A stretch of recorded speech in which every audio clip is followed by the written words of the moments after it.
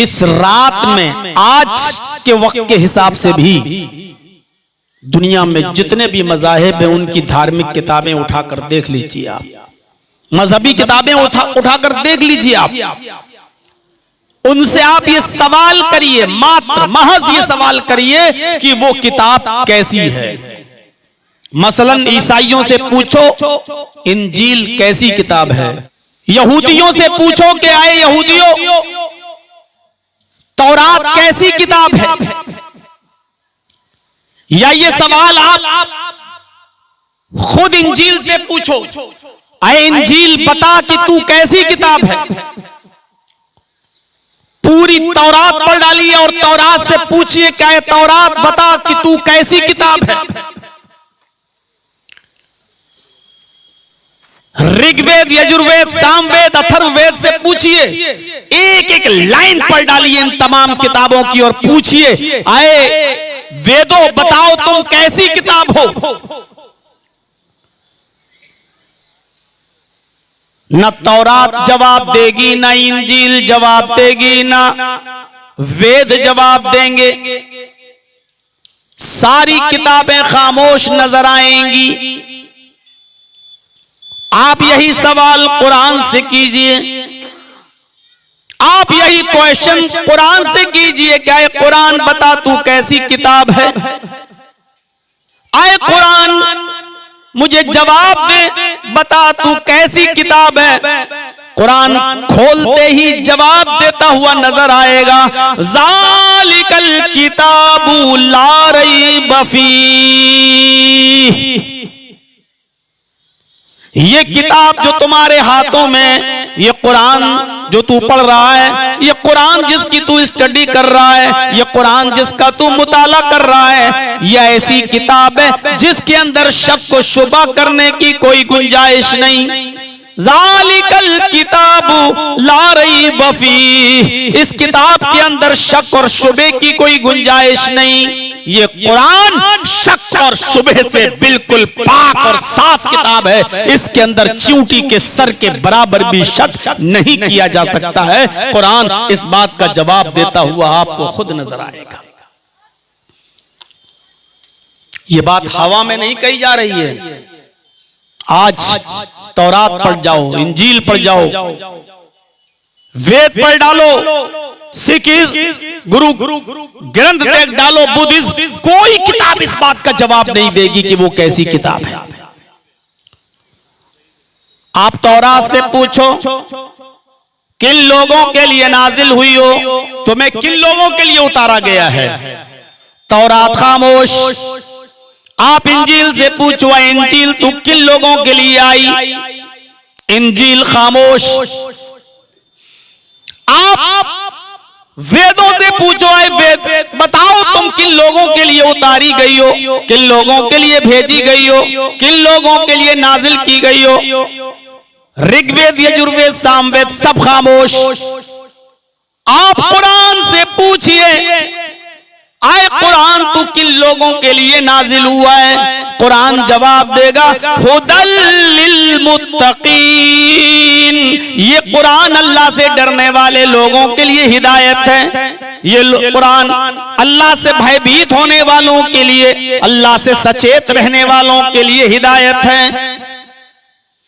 एक दूसरी जगह कुरान ने कहा है सिर्फ अल्लाह से डरने वालों के लिए नहीं, हुदल लिन्नासी व बय्यिनातिम मिनल हुदा वल फुरकान, ये कुरान सारी दुनिया के लोगों के लिए हिदायत है। जो इसको ताज्जुब, घृणा, नफरत की चादर उतार कर पढ़ता है उसको हिदायत मिल जाती है।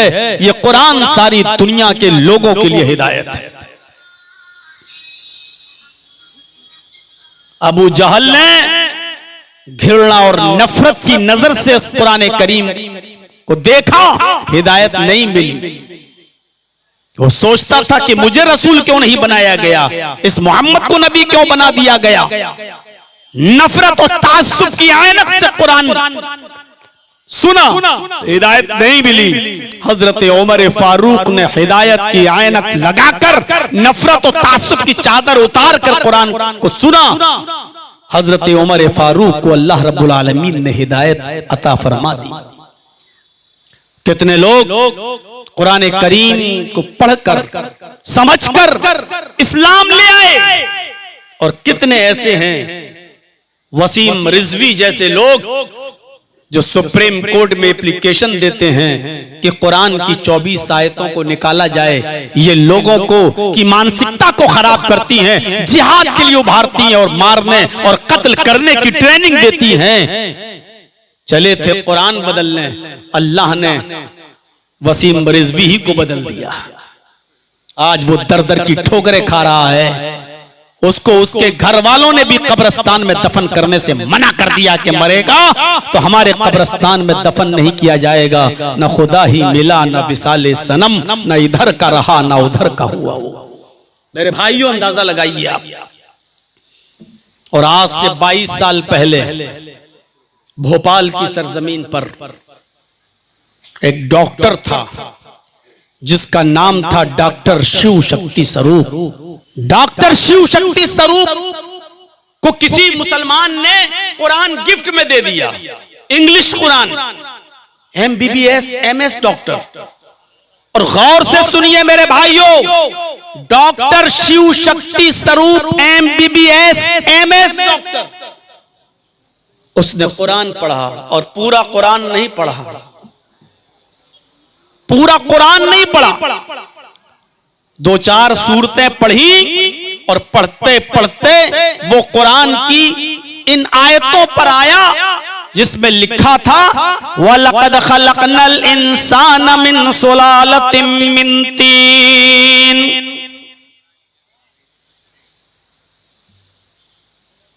यहां से उसने 2-3 आयतें पढ़ी कि हमने इंसान को मिट्टी के सत से पैदा किया, मिट्टी के एसेंस से पैदा किया, उसके खुलासे से पैदा किया, उसके निचोड़ से पैदा किया। फिर हमने उसको नुत्फा बनाया, फिर वो नुत्फा रहमे मादर में गया, मां के पेट में पहुंचा, फिर उसको मुख्तलिफ मराहिल से अल्लाह रब्बुल आलमीन ने गुजारा। पहले वो जमा हुआ खून बना, फिर खून के बाद गोश्त का लोथड़ा बना, गोश्त के लोथड़े के बाद हमने उसकी हड्डी बनाया, फिर हड्डियों के अंदर भी हमने गोश्त चढ़ाया। जिस तरतीब से कुरान ने ये चीजें बयान की, जिस तरतीब से, जिस नंबर से कुरान ने ये चीजें बयान की, डॉक्टर शिव शक्ति स्वरूप कुरान की एक चंद आयतों को पढ़ने के बाद हैरान रह जाता है। वो कहता है कि अल्ट्रासाउंड मशीन यही बताती है कि मां के पेट में पहले नुत्फा जाता है, फिर जमा हुआ खून बनता है, फिर अल्लाह फिर उसी खून को गोश्त का लोथड़ा बनाता है, फिर गोश्त के लोथड़े में हड्डी बनाता है, फिर हड्डियों के ऊपर गोश्त चढ़ाता है। जिस तरतीब से कुरान ने बयान किया है, आज की साइंस कहती है कि इसी तरतीब से बच्चा मां के पेट में बनता है, इसी तरतीब से बच्चा मां के पेट में बनता है। और ये बात मोहम्मद रसूलुल्लाह मोहम्मद बता रहे हैं, जिन्होंने किसी से ABCD नहीं पढ़ी, जिन्होंने किसी से छोटा बड़ा नहीं पढ़ा, जिनको किसी उस्ताद ने नहीं पढ़ाया। इतनी बड़ी मेडिकल साइंस 1400 साल पहले मोहम्मद को किसने बता दी? सल्लल्लाहु अलैहि वसल्लम। भाई ये तो डॉक्टर को भी अल्ट्रासाउंड मशीन देखने के बाद पता चला, डॉक्टर को भी नहीं मालूम।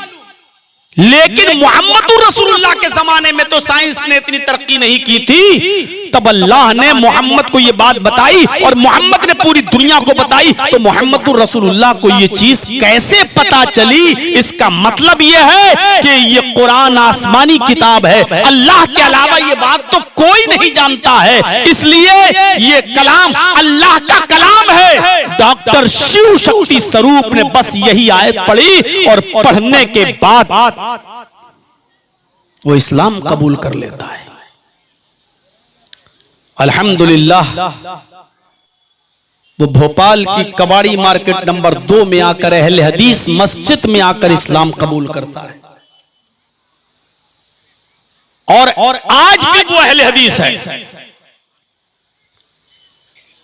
और सिर्फ अकेला इस्लाम कबूल नहीं करता है, उसकी बीवी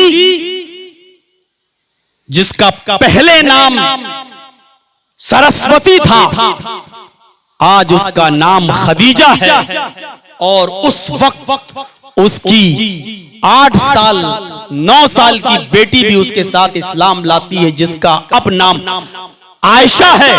आज अल्हम्दुलिल्लाह उसकी वो लड़की भी MBBS MS गायनी सर्जन बन चुकी है। हमारी मां बहनें क्या पर्दा करेंगी, वो आप मेले में देख लो।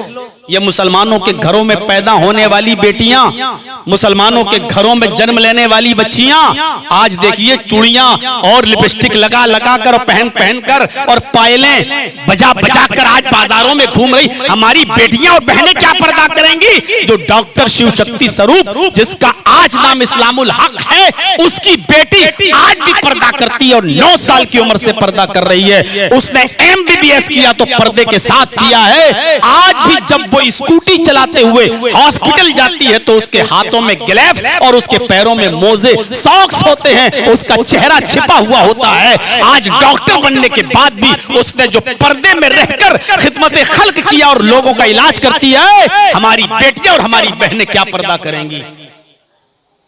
हम क्या सिखाएंगे अपनी बेटियों को। ये तो अपने शोहरों को धोखा देके आई हैं, बंबई दिल्ली काम करने वालों को, और यहां आकर वो मिलने के वादे हो चुके हैं जो जलेबियों की दुकानों पर मुलाकातें हो रही हैं। माफ कीजिएगा, बहुत सख्त जुमले हैं, लेकिन ये हकीकत है और ये सच्चाई पर मबनी बात है। और मैं ये बात कह रहा हूं तो उसके पीछे भी कोई रीजन होगा, तब ये बात कही जा रही है। मेरे भाइयों, हमारी बेटियां क्या पर्दा करेंगी और हमारी बेटियों में क्या हया होगी और शर्म होगी जो उस लड़की के अंदर है। कुरान की एक आयत हिदायत की नियत से पढ़ा, दिल साफ करके पढ़ा, उसको इस्लाम की दौलत मिल गई। बड़ी से बड़ी ताकतों ने उससे इस्लाम छुड़वाना चाहा, लेकिन डॉक्टर शिव शक्ति स्वरूप जो अब इस्लामुल हक हैं, इस्लाम नहीं छोड़ते हैं। अल्हम्दुलिल्लाह लंबी दाढ़ी है, 5 वक्त के नमाजी हैं। हमें तो बाज लोगों ने यहां तक बताया कि वो तहज्जुद की नमाज भी पढ़ते हैं।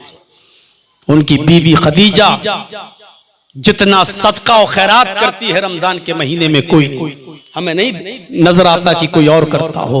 और उसकी बेटी आयशा आज पर्दे की एक निशानी बनी हुई है कि देखो, पर्दे में रहकर भी लड़कियां अगर चाहें तो तरक्की कर सकती हैं, पर्दे में रहकर भी डॉक्टर बन सकती हैं, पर्दे में रहकर भी इलाज किया जा सकता है। ये इस्लाम की तालीम से मुतासिर होकर ये घर जब बदलता है तो ये है, एक आयत ने उसके दिल की दुनिया बदल दी।